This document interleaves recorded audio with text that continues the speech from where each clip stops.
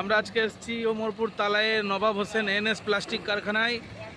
একটা 60 টনের মেশিন প্লাস্টিকের, এটা আমরা 5টা হাইড্রা লাগিয়ে খালি করব। এখানে একটা হাইড্রা আছে, ওখানে একটা গাড়ি আছে আমার ফারানা, আর 3টে গাড়ি আসছে। লো বেড টেলারে এসছে, এটা ভিতরে খালি হবে। টেলারটা ব্যাকে ঢুকে যাবে, আমরা 4টে গাড়ি লাগিয়ে খালি করব।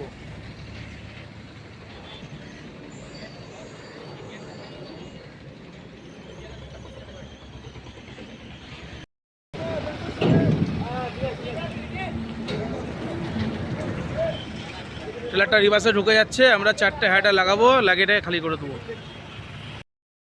আমাদের 4টে গাড়ি লেগে গেল, টেলার ব্যাকে চলে আসবে।